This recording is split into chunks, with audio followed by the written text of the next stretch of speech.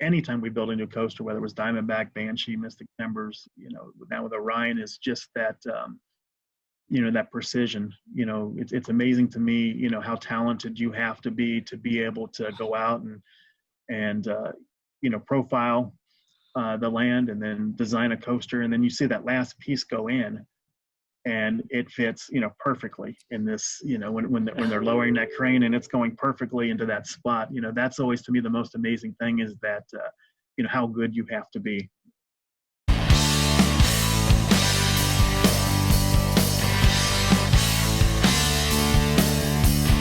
Welcome to the Attraction Pros Podcast, where professionals in the attractions business can get tips, tools, and even a bit of inspiration. Join us as we tackle some of the most important topics facing the attractions industry today and gain insights from some of the top leaders, creators, and influencers from the exciting world of theme parks, zoos, museums, aquariums, and family entertainment centers. Because this show is created by Attraction Pros for Attraction Pros. I am Josh Liebman, Director of Business Development for Amusement Advantage. I help attractions understand and improve their guest experience. And I'm Matt Heller, founder of Performance Optimist Consulting. I help leaders lead and work with attractions to increase employee engagement and retention. Now sit upright, hold on tight, and enjoy the leading resource for attractions industry professionals, the Attraction Pros Podcast. Hey, Josh, how are you? Hey, Matt, I'm doing really well. How are you? I am doing really, really well. I'm so looking forward to our guest today, but I have a question for you. All right. So it's kind of a two-part question. Okay, what's part one? Part one, what's your favorite roller coaster? Millennium Force. Okay. Do you have a favorite seat on that roller coaster? I personally really do like the front row on it. I guess that, that makes me kind of the classic coaster rider of, got to ride in the front.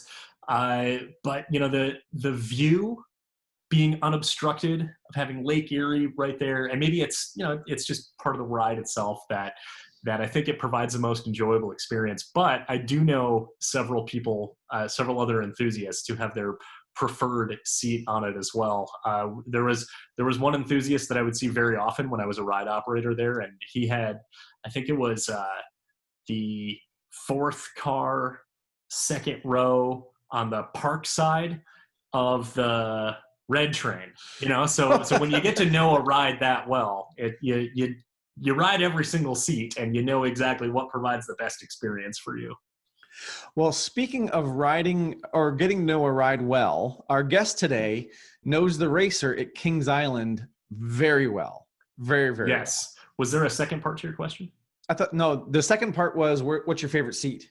Oh. Yes. Okay. Sorry about that. I lost count. I can ask you another question, though. Okay. Do you know how many times you've ridden Millennium Force?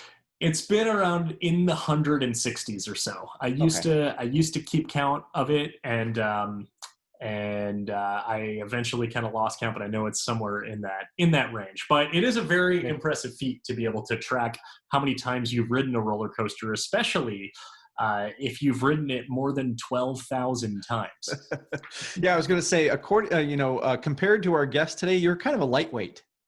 A little bit, yeah. When it comes to that, I'm a newbie here. Yeah, yeah, you are. Well, Don. So what about you? Have you? Yeah, let's talk about your favorite roller coaster and your favorite seat on it. So I kind of go back and forth between Fury and Millennium Force, to be quite honest with you. Really? Yes, I love them both for different reasons. Okay, we're going to get a little granular because on different days they run differently, as you know. Sure. Mm-hmm. I've ridden Fury in the morning with very few people on it, and it's okay. In the afternoon, full train, there's nothing that beats it. Wheels are blazing. Exactly. I have to say, though, that Millennium Force, for the reasons that you stated, in terms of the view from the front seat, but I'm also typically a backseat guy, right? I typically gravitate toward the back seat. There's a couple of coasters out there that I like in the front better, but for me, it's usually the back seat. I tend to get a little bit more airtime. I tend to get jostled around a little bit more.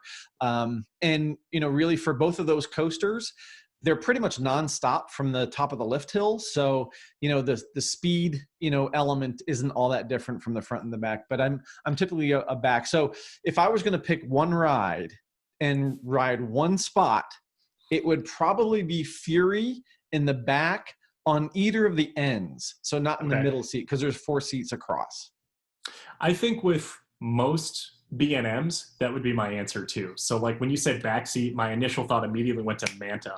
Manta in the backseat on the left-hand side, it's a completely different ride versus if you ride it in the front. I mean, you just get whipped over the top there. Yes. But we've done episodes before where we set out to have a true mission, and then we just got lost talking about kind of our coaster enthusiast nerddom. But like you mentioned, Don Helbig, who is the area manager of digital marketing for Kings Island, he is a very interesting person because not only is he in this role and responsible for the social engagement for the park, but he also very much is an enthusiast of the park as well. And like we mentioned earlier, he's got a Guinness World Record for riding the racer more than 12,000 times. So we're definitely going to get into that into the interview, and also talking about blending that kind of enthusiast component or that enthusiast mindset into digital marketing to, I would say, amplify the fan engagement online, as well as just a lot of other aspects of his role at the park and him as a person too, as his interests in coasters and how he ended up riding the racer so many times and becoming such a big fan of the park. Absolutely. So, because you said we're going to get into all that, I think it's time we get into all that. I'd say let's get into it right now. Here we go. Don Helbig, area manager of digital marketing at Kings Island. Thank you so much for joining us today on the Attraction Pros podcast. How you doing, Don? I'm doing well. It's great to chat with you. We've crossed paths before, and I follow you definitely on Twitter, and so it's great to be talking with you. Absolutely. Great to be talking in person. So a lot of things to dive into today, from an enthusiast point of view, a practical point of view. And I'd like to just kind of start off with talking a little bit about what you do there at Kings Island for digital marketing. Well, I'm in my 14th season at Kings Island, and I started out back in 2007. It was just as the public relations area manager for the park. And at that time, social media was just starting out. So a year or so into it, the social media channels, Facebook and Twitter, fell under my responsibilities. And then as time went on, they became really 2 distinctive different jobs. There were some, they kind of interact with each other, but it became 2 distinctive different jobs. And then about midway through the 2017 season, I became fully immersed on the digital side. And at that point in time, took on some other things. It was an opportunity for me to add to my skill set. I've been doing, PR since 1990 professionally. So it was an opportunity to expand my skill set. I was excited about that. And what I do at Kings Island is I manage all things park digital and social media for the park. This includes the park's website.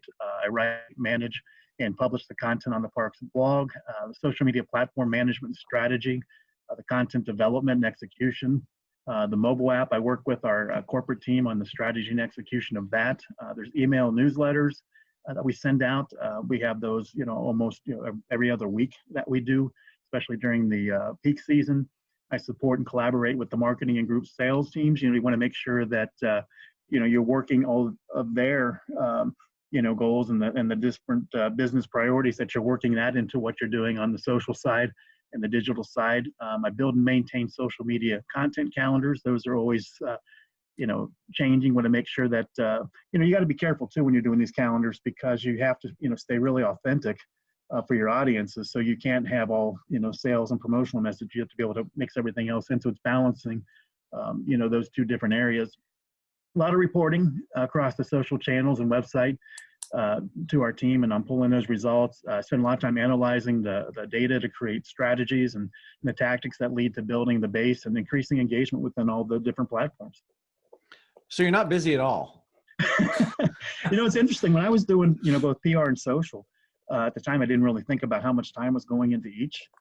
And then after I kind of handed off the PR part of it, I was wondering, how did I ever have time to really, do all these things? But it's allowed me, by not having the PR part of it, to really dive into the analytical part of it. And that has really enhanced, what I do, because a lot of that information that you see is going to help you inform, your decision. So a lot of what we're posting, it's not, my idea, what I'm posting, it's what our audience is telling us we should be posting too a lot of times. That makes sense. Yeah. So prior to Kings Island in 2007, you were working in the professional sports kind of industry. What was, and obviously there's a lot of similarities, a lot of parallels, but what was like that transition like from coming from sports into amusement from a PR standpoint? Or was it a lot of, the same as what you were doing previously, or bringing in a lot of new types of strategies? I like to tell people the similarities are different between professional sports and the amusement park industry. I spent 18 years in professional hockey as a PR and media relations director. And I also did radio play-by-play broadcasting. And I think the biggest difference is, you went from the athlete being, what you pitched to a ride. So in hockey, I had a player, at Kings Island, it was the Beast, so different things like that. So the concepts are all the same. You're just going from the people side of it to an attraction that you're marketing and pitching those stories about or writing about. So I'm curious, I want to go back just a minute because you were talking about your social media calendar and you talked about being really authentic. And that's one of the things, honestly, that I love following your Twitter account about, is because it does feel very authentic and it feels very much like, I'm hearing from a person, I'm not hearing from a quote unquote brand. Right. So I'm curious if you could unpack that a little bit, and what are those strategies that you use? Or maybe it's not even a strategy, it's just being who you are to be authentic and to be able to share it in that way. Well, I think, just having a lot of, my background coming to Kings Island as a season pass holder and being around the park and around our guests, I have, had an idea of what, their interests are, what's going to connect with them, how to speak to them, so it wasn't, coming across as just, the brand speaking. Was more of a person, just a more personalized thing. So I think that had a lot to do with, how our the social media channels come across as being more authentic. Is just for the longest time, I was that audience. So I'm able to communicate to them, more person to person than brand to person. Do you think that it's, very important then that, in order to have this authentic voice, that those who are doing, whether it's digital marketing, PR, that they have that consumer mentality of it as well? Or maybe that question sounds, too obvious, but, should more businesses hire their fans to do their marketing, I guess is where I'm going with that. I think, you have, there's understanding your audience or knowing your audience. And, a lot of times, everybody will look at the demographics and you look at that as knowing your audience, that it's, maybe this group of 24 to 35 or whatever is doing this or that, but you have to actually know who those people that fall into those categories are. So I think it does help if you have, you're really familiar with being on the other side of the fence, that you were the consumer. You were investing in the product before you started working for the product. I think that does help.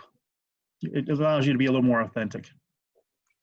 Yeah, and so Josh asked a little bit about the transition from sports to the amusement park. I'd like to talk a little bit about the transition from the season pass holder to an employee. So how did that go for you, and what were some of those experiences and transitioning from kind of a fan to now working for the park?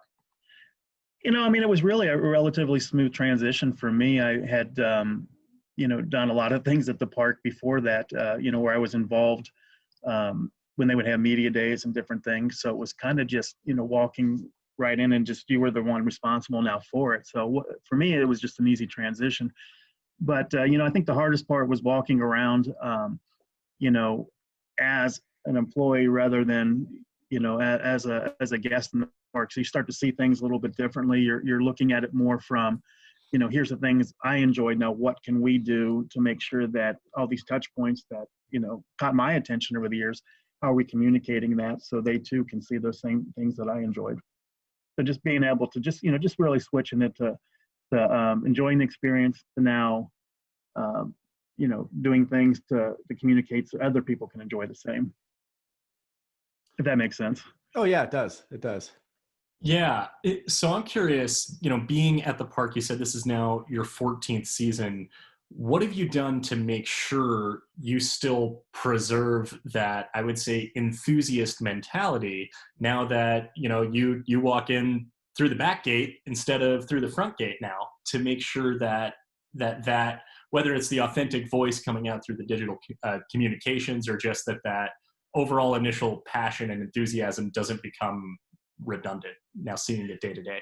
I think the thing that really helps with that is when you're working in the industry, especially in my role, that every day it's something new that's coming up, so you're always looking, ahead for the next event, the next announcement. So you never really get into that point to where it's the same routine every day, that you might find somewhere else. So I think that's helped keep it, on the fresh end, where, every day you're able to keep that enthusiasm for it. I grew up going to amusement parks pretty much my whole life. All my, summer childhood memories are either of amusement parks or Cincinnati Reds games. So for me, it's just been my way of life. I think that helps a lot too. But I think just the fact that there's always something, going on, that you're doing, that it doesn't allow you to ever, feel stagnant, or, you don't wake up in the morning excited to go to work. Yeah, I'm lucky, and I think Josh will feel the same way, that even though we don't work at a park, we get to work with a lot of parks and a lot of attractions, and we get to feel that excitement when we get to work with them. And we don't get to go to them as many now, right, because of COVID and things, but at least we get to talk to them. We get to talk to folks like yourself and hear your excitement. So I'd like to also talk a little bit about, I think this happened before you started working at Kings Island, was you've got a Guinness World Record. Yeah, that's kind of an interesting story on that. And it, as I tell the story, it's what really opened a lot of doors for me. And I made a lot of connections, not only at Kings Island, but within the industry and also with a lot of the news outlets. But in 1981, I'm 18 years old, and I'm working at Riverfront Stadium at the Reds games as a novelty vendor. And they had the baseball strike. So I had received a season pass as a Christmas gift that year. Hadn't been able to use it yet between, the Red season and that, and then, finishing up, graduating from high school and that. But as soon as the strike started, a lot of time on my hands. I didn't know how long it was going to last. So I didn't really want to go out and get another summer job only for, a week or two later for the strike then. So, visited the park that day, and the girl I graduated with was working on the racer. And I just, it was her first day working on the ride. And I just said, what's the one-day record? And she asked her supervisor, who asked a manager in the park. And they, after about my fifth, seventh time through the ride, she said, it's 96 in one day. So I thought I'd shoot for that. And I got 54 that day. And I thought, I'll come back and, a couple days later, and, I got in the 60s. And then a couple days later, I got 73, a couple days later, 30. Next thing I'm over 400 rides, and the ride crew is, caught on what I'm doing. They're keeping track. And it just kind of evolved from there. Then when I had the 500th ride, the marketing department found out about it, and it now all of a sudden it's a nice little, story angle for the PR person at the time. Her name was Ruth Voss. What does a novelty vendor do in the summer when there's no baseball? And he comes to Kings Island and rides the racer every day. So it really evolved from there. But I love the ride. I was having so much fun with it, and I did other things in the park. It just wasn't riding the racer every day. But being statistically oriented as a baseball, fan, and playing hockey and that growing up, I always kept stats. So it was, to me, I was just, what rides am I riding? Each day, what's my average rides per day? So I was interested, and that's how it really kind of evolved with keeping track of it. There was no intention of ever trying to set this world record or anything like that. But the day before the strike ended, I hit 97 rides in one day. So it was August 8th. Of 1981, and then the next day the strike ends, and then August 14th the Reds have a home game against the San Francisco Giants. But earlier that morning, I hit the 1,000 ride mark. So I kind of packaged 1,000 rides right between the strike starting and really right when it ended, and I had to return to work. But came back the next year, had over 2,200 rides that year, taking it over 3,000, still having fun. So then you go to 5, and it just kind of evolved from there. It wasn't anything planned, intentional, but it was just having fun, and getting a chance to meet a lot of people and making a lot of connections. And, then it just got to a point where 10 years later, in 1990, I hit the 10,000th ride. And that's when I kind of decided, okay, now I need to kind of get on with it and get on with my professional life. And that's when I started working in professional hockey. But, it was just really a fun thing, and just being around that atmosphere, and I just kind of got caught up in it, and just had a great time.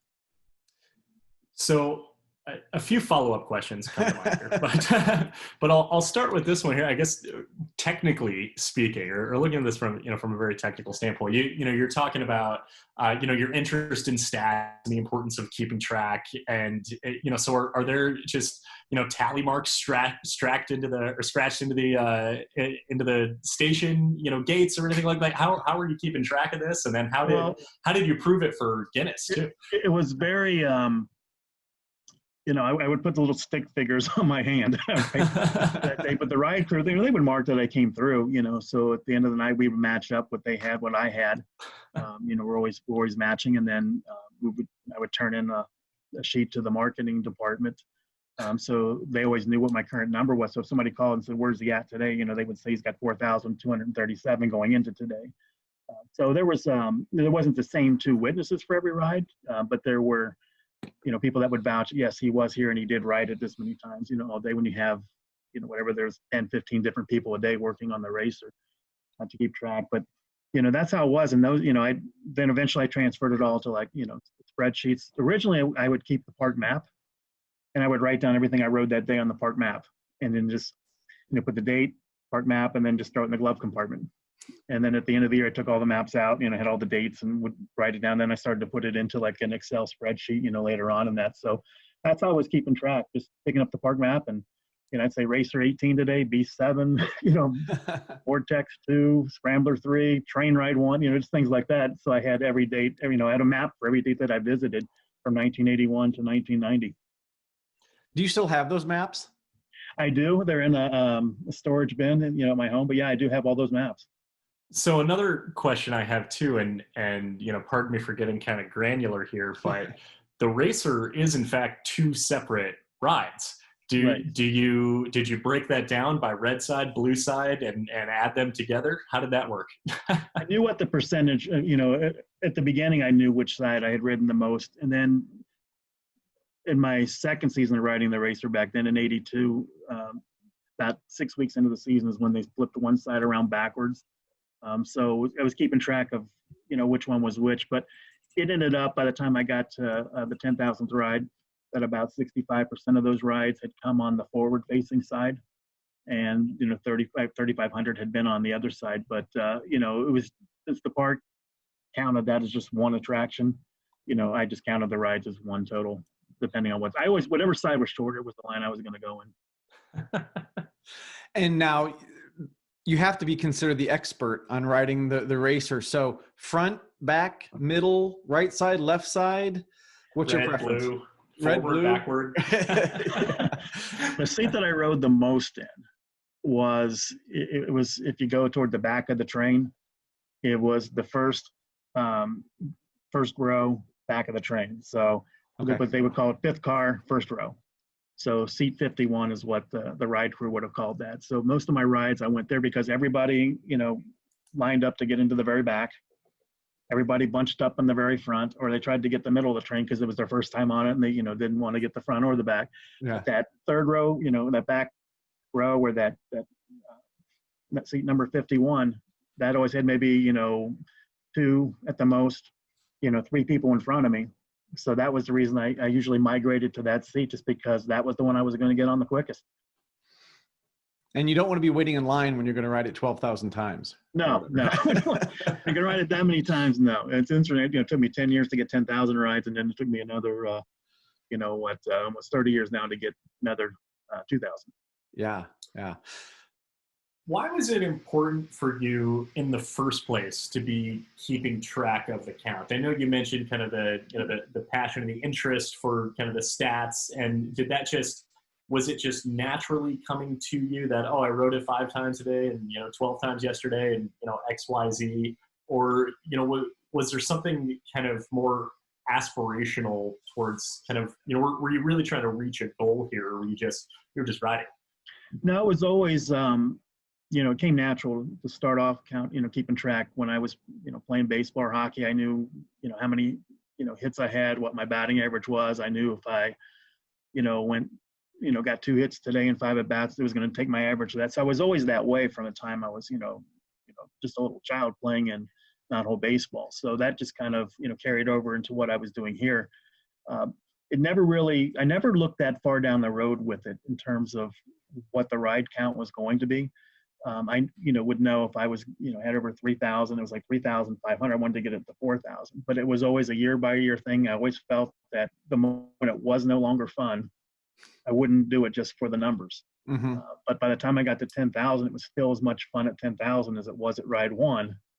But I knew that if I didn't, kind of slow down at that point, that I would end up with like 50,000 rides on the coaster. So, it wasn't because it was, I reached a goal or anything that I slowed down. It was just, time to do some other things as well too. I didn't want that to be the high point of my life was riding the racer. I wanted to have some other things. I wanted to work in professional sports as a broadcaster. I did want to work in the theme park industry at some point. So there were other things I wanted to do, but it's just one of those things. I think maybe when I had 7,500 rides and I knew 10,000 was in reach, that was the first time that I ever, put out there that, I would like to ultimately get to 10,000 rides, but it was never every milestone I hit, whenever the media, would say how many, what's the next goal, I would just say, I'm going to come back tomorrow and ride it. We'll see what happens. And I never really wanted to aim for something, because I think if you start to do it for that reason, you're doing it for the wrong reasons. It has to be fun. And it was just, when you do something or you go someplace often enough, you're going to end up having numbers on something. So it's just that, I just happen to keep track of it. Yeah. Now you mentioned in that conversation, you talked about the Beast. Do you know how many times you've ridden the Beast? Yep. 3,902. Hey, awesome. You're getting close to that 4K mark. Right. Yeah. Yeah. So, I mean, it's been very slow go, with that over, in recent years and that, but, that was, I would ride the Beast too, but that was a ride that, especially when it first opened in the early 80s, that we were going to have, maybe an hour wait time. Yeah. And I looked at, I could have, 5, 6 rides on the racer, 1 ride on the Beast, so for my time, the value was there on the racer, so I was always having a lot of fun doing that. But it's just one of those things that, when you're interested in something, you have a passion for something and you're having fun, for me, that's why the numbers piled up. Yeah. Yeah. So speaking of new heights, you'll like how I bring this in. You guys just opened Orion, transition, right? Which is, I think, only the 7th Giga coaster, right, on the planet, which is very, very cool. Heard some great reviews about it so far. So, can you kind of walk us through what that was like to kind of open and advertise and promote this great new attraction? Yeah, Orion, I mean, it's open to rave reviews. Of all the coasters I've ridden, I think the pacing on this ride is the best that I've ever experienced anywhere. It's a phenomenal ride. But in terms of the process for building a coaster, you normally start about 18 to 24 months out when you're going to build a new major attraction. And, once you have that established, you start to work, as a marketing team, you start to come up with the names and, how you're going to market it. And there's a lot of work on that end before you ever get to where you're going to announce it. The teaser campaign is always one of the most fun times for me. The way the coaster enthusiasts are today with all the access they have, they're speculating, they're going to the city to get the blueprints. And, so you can never have an opportunity now in this industry where you're going to announce something and it's totally news to anybody. Everybody's kind of, once they have the blueprints, they can kind of figure it out, or they go on to Roller Coaster Tycoon or whatever. They can almost design the ride, what it's going to look like before you put it out there. But I think just the teaser part of it, that's fun. For me, it's fun for our team to watch everybody getting excited about it, the anticipation for the announcement night.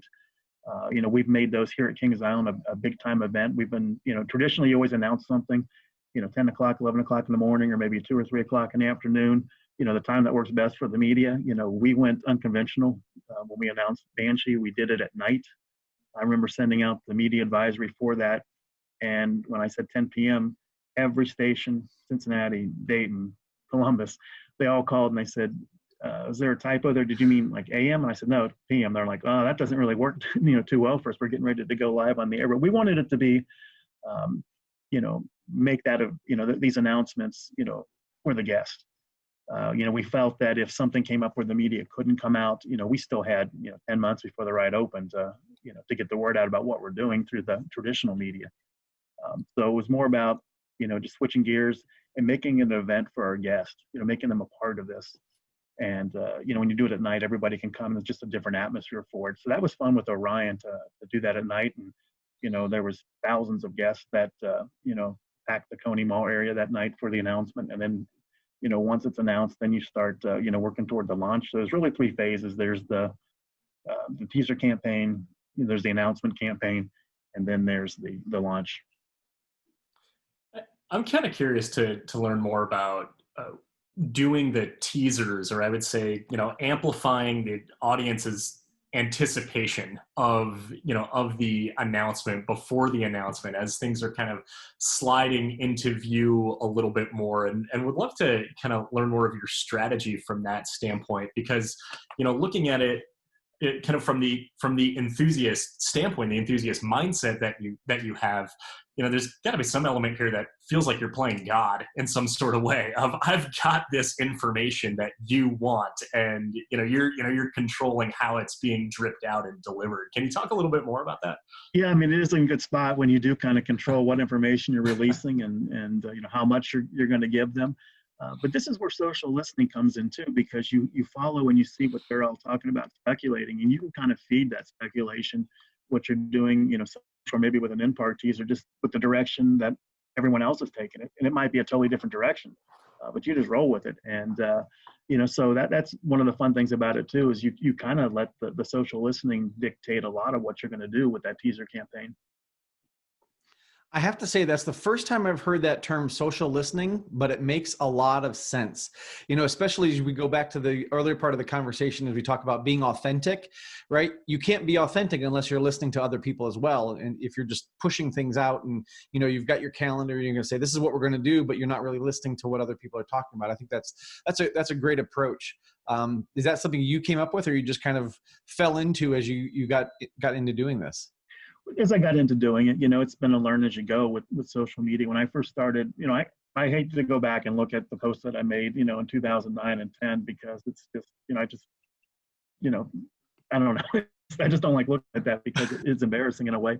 But you learn as, once I understood that this was going to be part of my responsibility, I did a deep dive, what is this? How should you use this? You learn who your audience is and, what do they want from you? And when you're able to understand, why did they like you're not buying these lists, why did they follow you? Why did they like you on your channels? And, there's a reason why they did that. And when you find out what those reasons are, you're able to provide more authentic kind of content for them, give them what they want. What about times when engaging with the audience that you would want to not engage in particular, if guests are using this two-way communication platform to to share something that perhaps is best not to engage back with? I think when you don't want to engage, number one, you have to look at and always be mindful of what's going on. Maybe it's out in the community, the country, whatever, or if there's just different times where the audience is going to dictate that too. You don't want to put something out there. You want to be a little more conservative. You don't want something to accidentally backfire on you when you put it out there. You don't want to come off as insensitive. So those are the times that you have to maybe take a step back. You want to always be, engaging with your audience, even if it's just liking, what they commented or they tweeted. If you just like it, just letting them know that you saw that. I think, that goes miles with your followers when they see that you saw their post. But there are times that you do want to take a step back and not do that, just based on the tone. So Don, can you kind of walk us through some of the, I guess you'd call them ABCs of engaging a digital audience? Like, how is this different than an audience that's in person, or what are some of those strategies? For me, it came down to identifying and focusing on four key content strategy inputs. The audience research. Who's the audience? Why did they like and follow us? So what do they want from us? The landscape assessment. Spend time, looking at other brands and competitors. What are they doing in the social space? What are they doing that looks like it's engaging their audience? What are they doing that looks like it's not? So you're not going to do that. You've seen that it didn't work with other people. The brand fit. I mentioned earlier that very important to strike that balance between driving the business objectives and the priorities, and being authentic within social. And then there's the performance data. You have to leverage the analytics to inform what the audience really wants from you. You want to drive future performance based on what the data is telling you. And then after you have these four content strategy, pillars in place, then what you do, and you take a deep dive into that, then you can create your content, playbook. And what I do is I have 9 different campaign initiatives that I like the content to fall under. And that's, there's content that informs, content that invites, ask, if you ask, they're going to tell you. I think celebrate, would be, like the anniversaries and things like that. Remind, that's where, you'd have your history post. You want to share, give people love, having those first looks, taking them behind the scenes, where the guests can't go at Kings Island. You have to do some selling, and you always have to entertain. So you take those 4 key content strategy inputs, and then you take those campaign initiatives, and that's how, I have built the engagement, part of it for our channels. Yeah, it's interesting. One of those that I really thought was something that Josh and I are kind of trying to do a little bit more of is kind of the behind the scenes, the sharing and things like that. And I remember just a couple of weeks ago, we were having a call on Zoom, and I took my phone and I just took a picture of us having a call, and it was like the most engaging, piece of content that we had. And then and then he put out to his followers, hey, I want to get more likes than Matt. And so it was this little competition. But those little things that you don't think are probably all that business related are some of the things that get the most engagement. Exactly. And there was a couple years ago, and it was just a simple, picture. I took it from behind the Eiffel Tower at Kings Island. There's this little grass, patch of land going up like a hill, and the tower was a little bit in the background. And I just said, did you know Kings Island's landscapers will, cut X miles of grass per year, enough to travel from New York and LA and back, 2.5 times or something, just something like that. But it was just grass, but that was something the guests don't think about, is how often you cut the grass, how much grass you have to cut. But, anytime you give them anything that, takes them behind the scenes or gives them that first look at something, or they're not there in the morning when you are cutting the grass or watering the plants, and that, they love that. I think I said this in the beginning. One of the things that I love following your Twitter account is all the history of Kings Island. And it sounds like that's something that your listeners, your audience are looking for. So is that something that comes from that audience desire, or is that also because you came from kind of the enthusiast world and said, hey, I like this too? It's a little bit of both. It's part of the strategy. And I think, that falls under that Remind campaign initiative. But a lot of our audience, they grew up coming to the park. They maybe worked at the park. In the history content, it rekindles a lot of fond memories that they have of Kings Island.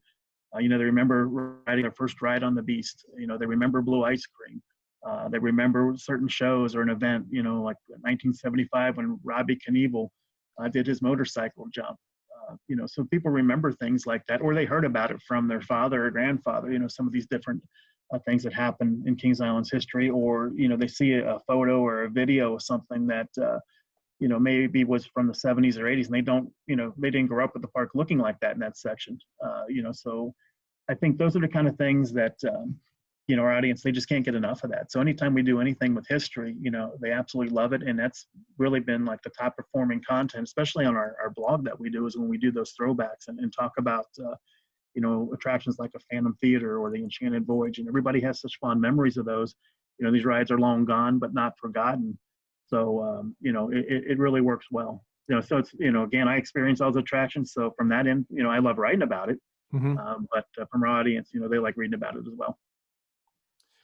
So if the purpose of digital marketing and social engagement could be summed up in, just maybe a few words or a short phrase, I'm curious what that would be, because when you took us through those 9 steps there, one of those was sales, 1 out of 9. And obviously the ultimate goal of doing any type of marketing is that someone's going to spend money, they're going to come visit, they're going to buy a ticket, XYZ. But obviously you can't just only project that, those sales messages.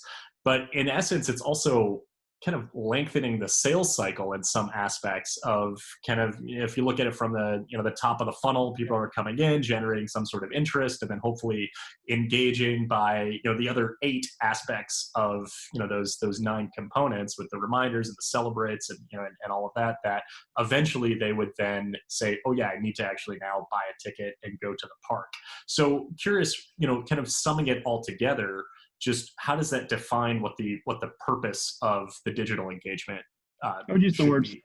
I would use the word storytelling would be the one word. I think you want to tell stories. You people don't want to be pitched to, Right. but if you can tell a story, then you're going to get the transactions that the sales that you're looking for. If you can put a story out there about the beast, someone's going to remember writing how much fun they had with it, and then they're going to say, hey, you know what, I haven't been at the park for a while, that sounds fun, let's go back. So I think those non-sales posts that you make on Facebook or Twitter, or on your blog, those kind of things, the non-sales stuff actually sells more than sometimes a straightforward sales pitch will, because when you look at your social audience, it's about them. It's not about you. It's not about pushing your agenda out. So in order to connect with everybody, the key word was social. So you want to have things that are going to connect with them and make it about your audience. And if you do that, then you're going to see that your the transactions and all the products that you're trying to sell, you're going to see more of that just by making it about your audience. So I want to just switch gears just for a second, because we've talked a little bit about the Beast, one of my absolute favorite roller coasters. And I'm just curious, from your standpoint, it's still the longest roller coaster built, isn't it? Yeah, it's still the longest wooden roller coaster in the world, 7,439 feet. I did actually walk that one day just to see how long that was. But yeah, and took, wow. Excellent. Yeah. So my question is more from an industry standpoint, why do you think that record still stands? Like, why do you think a park hasn't built one longer than that? There's a couple of reasons. Number one is the Beast takes up 35 acres. And a lot of parks, they're a little bit landlocked. They don't have the room to build something of that magnitude. And the other part is cost. At the time the Beast was built, 3.5 million range is what it cost back in 1979 to build that. And if you were to do that today, you're looking at about $30 million to build that. So between having the space or having the budget to do something like that, I think those are the 2 main reasons why you haven't seen another park beat the Beast in terms of the length of the ride. So that's probably a record that will stand for a long, long time.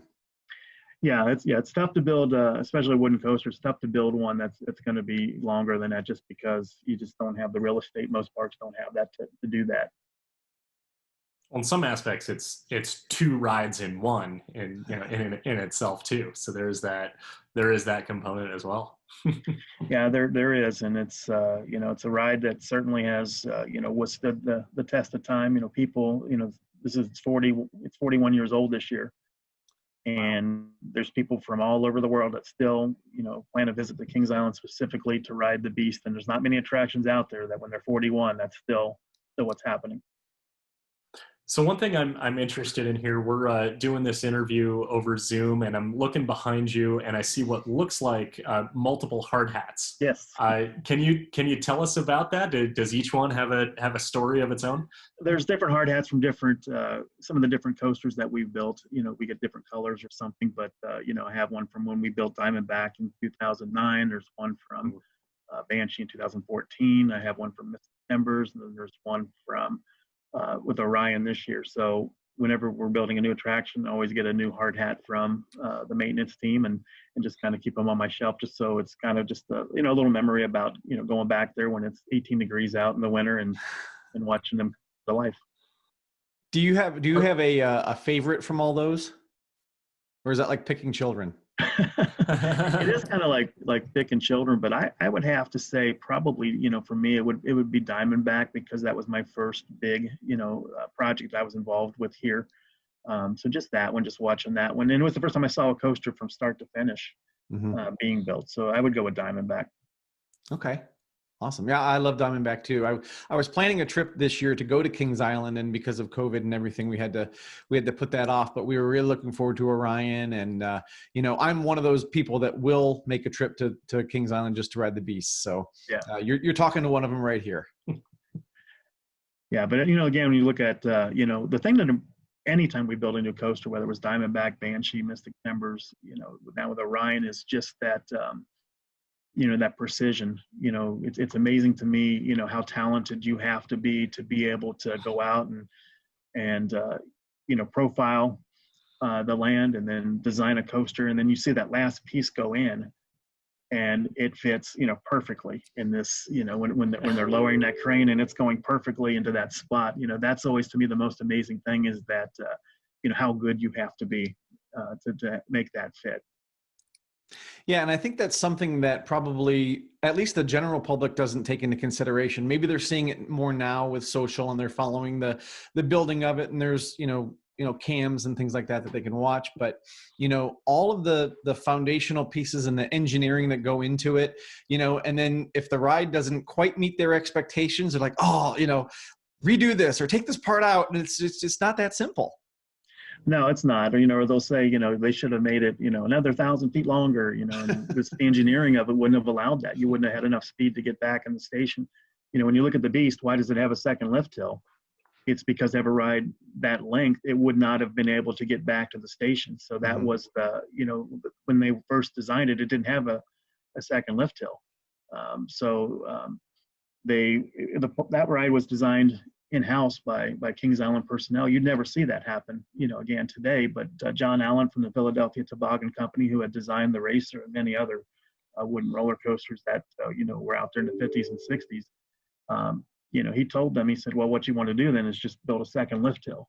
And he said to give it the speed that it needs to be able to go through that helix that you want to come back in the station. But at first it just wrapped around and was going to go through the double helix and then back in the station, but it wasn't going to have enough speed when they did the calculations to get back. So that's the thing, that the guess, it's easy to sit there and say, hey, it should have been 1,000 feet longer. It should have had this, it should have had that. But engineering wise, there's a reason why the rides are the lengths that they are. Yeah. Right. I did not know that about the Beast. That would have been, even if, the ride was, the length that it was, even with one lift hill, it would be a substantially different ride. And the second half would probably be kind of boring to some extent. It would lose a lot of its energy. Right. You make a great point of just that precision, when you put in that last piece of just, it's got to fit. Otherwise, there's the measure twice, cut once wasn't followed in some aspects of it.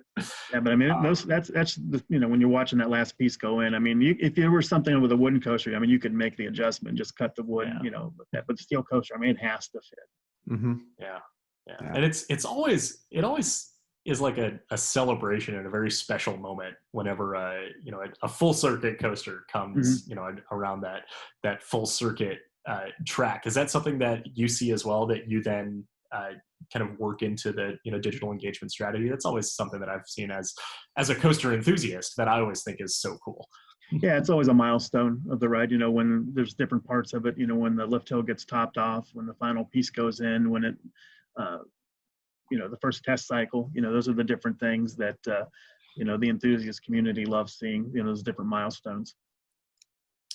So then I'm curious then, you mentioned the enthusiast community loves that stuff. We love that stuff as enthusiasts ourselves. How much are you tailoring your content to enthusiasts versus, use the term the general public, which is the, 99.5% probably of overall attendance. That's somewhat arbitrary number, but substantially more than the hyper focused super fan enthusiast. I think when you look at something like that, when it comes to roller coasters, you don't have to be part of the enthusiast community. That everybody still somewhat has that same kind of interest in what you're doing with it.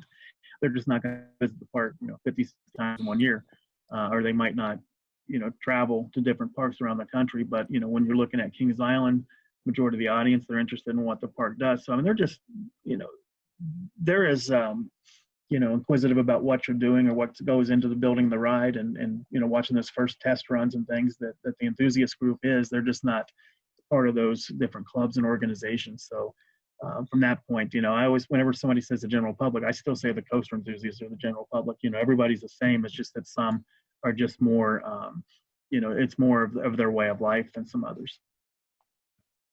Yeah, I like that term, the way of life. I rode my first roller coaster when I was 16. I was deathly afraid of them before that, but now I would really consider it a way of life. Something Yeah.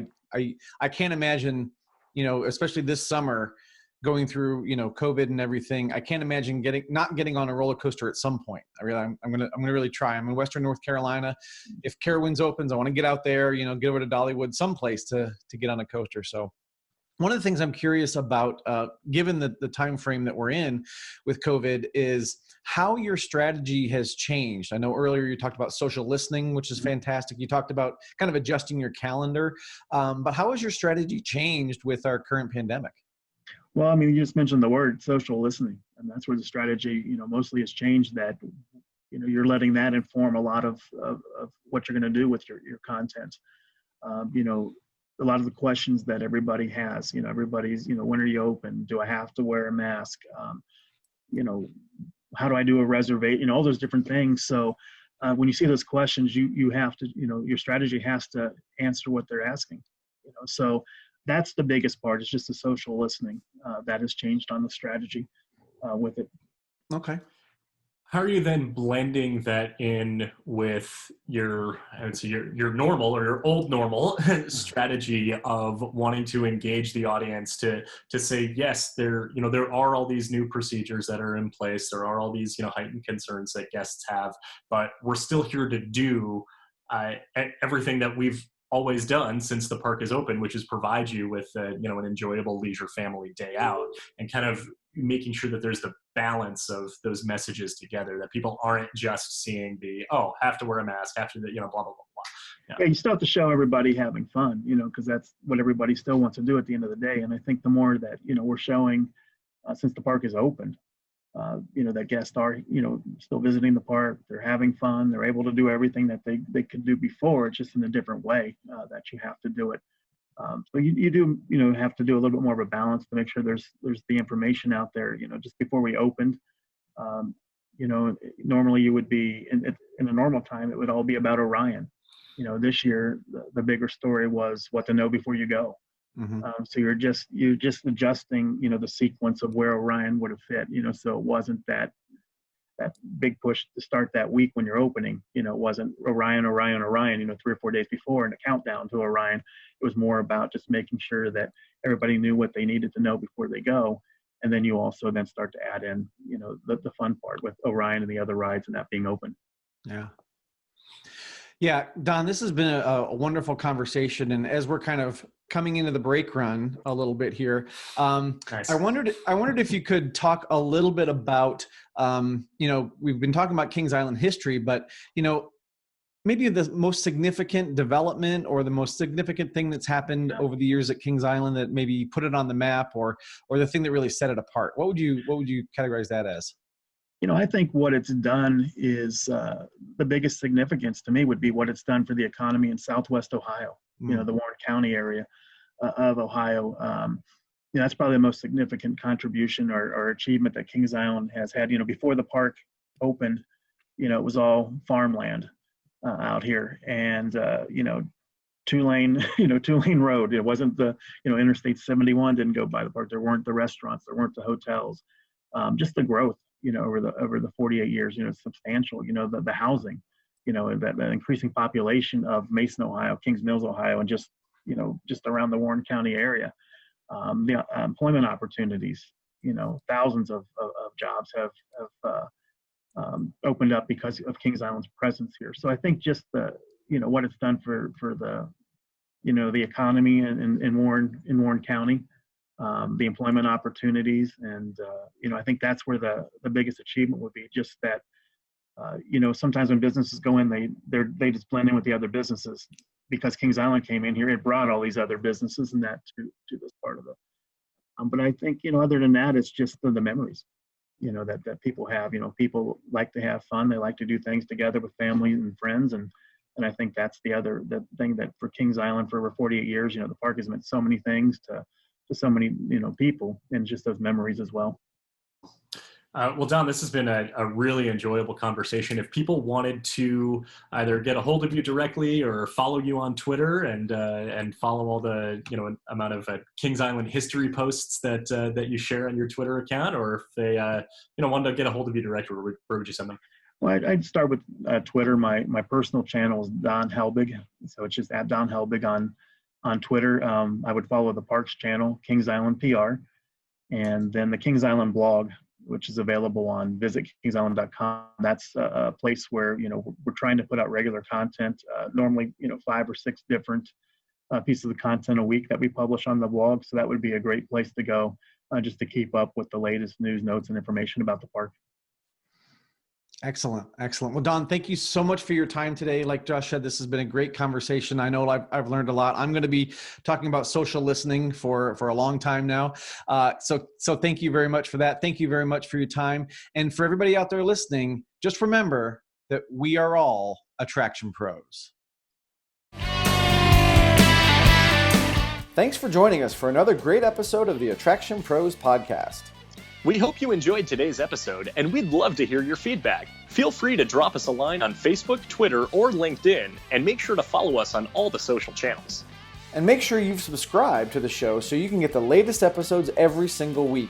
Also, if you're new to the show, be sure to check out all the great episodes and guests we've featured in the past. And if you want to learn more about Matt and Josh and check out the best articles for you to operate your attraction most successfully, be sure to visit us at attractionpros.com.